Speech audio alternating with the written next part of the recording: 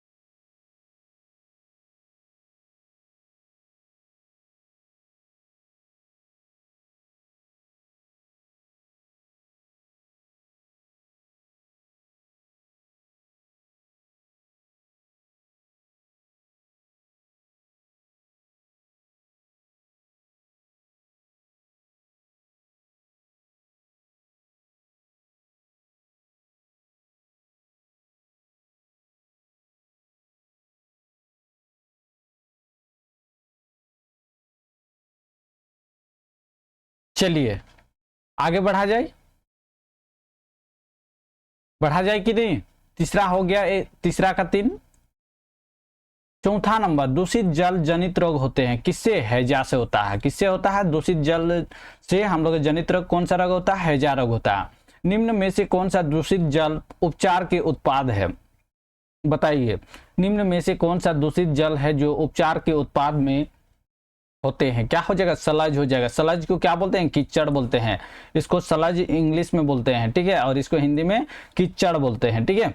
चलिए 3 का 5वां क्वेश्चन हम लोग का कंप्लीट हो चुका। आगे देखिए हम लोग का चौथा नंबर क्वेश्चन, जल जनित किन्हीं 2 रोगों का नाम लिखिए। जल जनित से 2 रोगों का नाम लिखिए। पहला है हैजा और दूसरा क्या होता है, टाइफाइड होता है कि नहीं, बीमारी, ये बीमारी है, ठीक है। चलिए 5वां देखिए, दूषित जल क्या है, यह कहाँ कहाँ से निकलता है। दूषित जल क्या है और कहाँ कहाँ से निकलता है, इसको देखते हैं।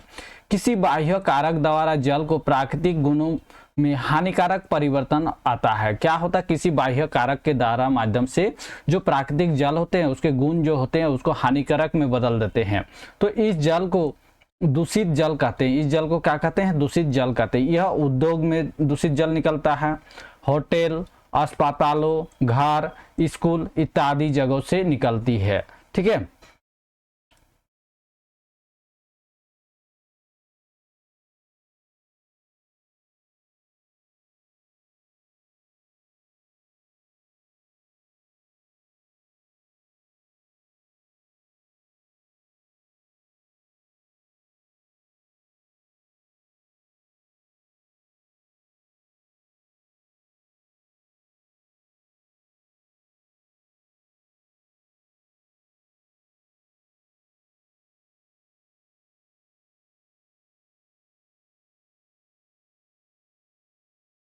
चलिए आगे देखते हैं। 6ठा नंबर, जैव निम्नलिखित कचरे को 3 उदाहरण बताइए। जैव निम्नलिखित जो होते हैं कचरे का 3, घरेलू बाहित मल जल, जो घरेलू में हम लोग का दूषित, जैसे बर्तन धोए, कुछ घर का धोला किए, उसका दूषित हो गया, तो कागज, फिर लकड़ी, तो ये सब हो गया हम लोग का 3 इसका जैव निम्नलिखित जो 3 उदाहरण है, ठीक है। 3 उदाहरण पूछा गया है। चलिए हम लोग 3 उदाहरण हम लोग दे चुके हैं। आगे देखते हैं। 7वां नंबर, खुली नालियां की जाम होने का मुख्य कारण क्या है, बताइए। खुली नालियों को जाम होने का मुख्य कारण क्या है।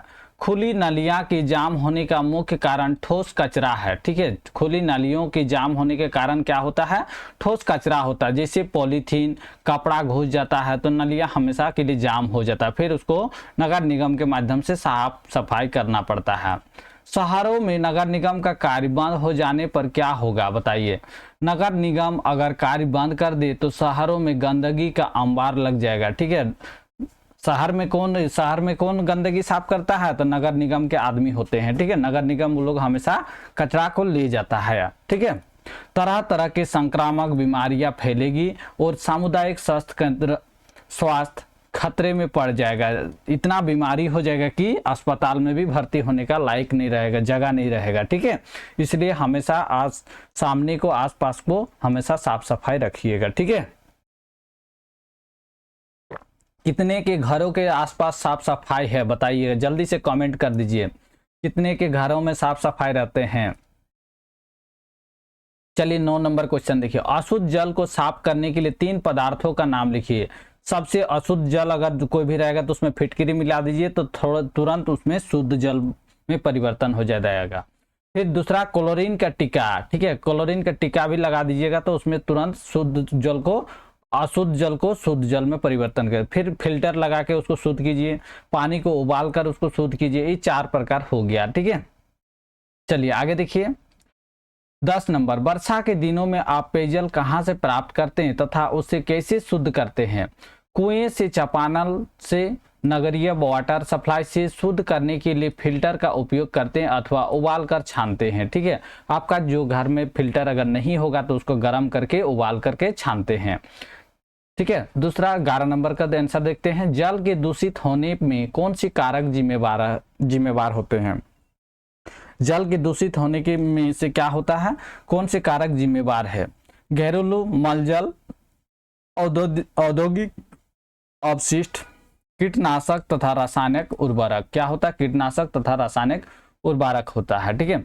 12 नंबर देखिए, आप अपने घर तथा विद्यालय से निकलने वाले बाहित मल का निपटान या उपयोग किस तरह से करेंगे, बताइए। आप अपने घर तथा विद्यालय से निकलने वाले जो बाहित मल होता है उसका निपटान कैसे करेंगे।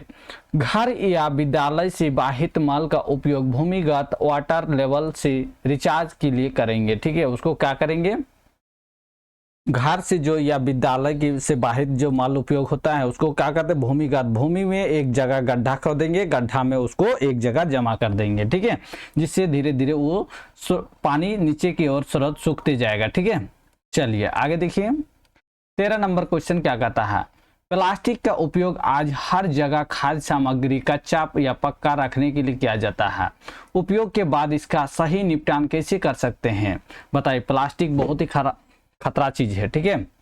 प्लास्टिक के उपयोग पर प्रतिबंध लगाना चाहिए। प्लास्टिक जो उपयोग हो रहा है उसको उस पर रोक लगाना चाहिए। प्लास्टिक के पुनर्चक्रण द्वारा, ठीक है, प्लास्टिक का कोई भी पुनर्चक्रण करने का विधि अपनाया जाना चाहिए, ठीक है। चलिए 14 नंबर क्वेश्चन को देखते हैं, बाहित मल का सही निपटान क्यों आवश्यक है, ठीक है। बाहित मल का सही निपटान क्यों आवश्यक है, क्योंकि इससे नदी और समुद्र का जल प्रदूषित होता है, ठीक है, क्योंकि इससे नदी और समुद्र का जल प्रदूषित होता है तथा बीमारियां फैलती है, तथा क्या होता है, बीमारियां फैलती है, ठीक है। चलिए आगे देखिए, 15 नंबर क्वेश्चन को समझते हैं बहुत ही आसानी से, ठीक है।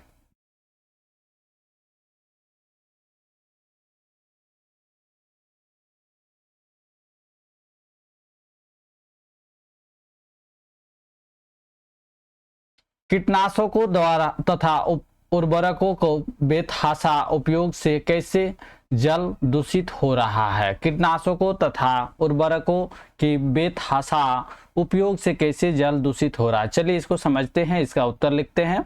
उत्तर में क्या होगा, खेतों से जल बहकर नालों और जलाशय की में जाता है और जल प्रदूषित होता है, ठीक है, जल प्रदूषित हो जाता है। नेक्स्ट देखिए, जैविक खाद किस तरह रासायनिक खाद से बेहतर है। जैविक खाद जो होता है किस तरह रासायनिक खाद से बेहतर होता है। जैविक खाद मिट्टी की संरचना में कोई परिवर्तन नहीं है करता है, इसलिए यह रासायनिक खाद से बेहतर है। इसलिए क्या है, रासायनिक खाद से बेहतर है, ठीक है। चलिए आज की चैप्टर हम लोग का खत्म हो गया। सभी क्वेश्चन आंसर को एक ही वीडियो में कर दिए हैं। और इस सबको क्या कीजिएगा, नोट कॉपी बनाइएगा, एक नोट कॉपी बनाइएगा, उसमें आंसर कॉपी में क्या कीजिएगा, क्वेश्चन और आंसर दोनों को लिखिएगा। दोनों को लिखने के बाद आपको क्या करना है, हर को याद करना है, हर को क्या करना है, याद करना है। ऐसा नहीं कि लिख के छोड़ देना है, याद करना है, ठीक है। और इसमें हम लोग प्रैक्टिस सेट भी लेकर आएंगे, जिससे आपको याद करने में आसानी होगा। अभी तक हमारे वीडियो को अगर लाइक नहीं किए तो जल्द से जल्द लाइक कीजिए और अपने दोस्तों को, जितने भी कक्षा 7 में पढ़ते हैं सभी दोस्तों को शेयर कर दीजिए लिंक, ताकि सभी को फ्री में पढ़ सकें। और लास्ट में सब्सक्राइब जरूर कर दीजिएगा, क्योंकि सब्सक्राइब नहीं कीजिएगा तो आगे वाला वीडियो आप देख नहीं पाइएगा। और इसमें हम क्या कक्षा 6, 7, 8, 9, 10 सभी का हम फ्री में पढ़ा रहे हैं यूट्यूब में, ठीक है।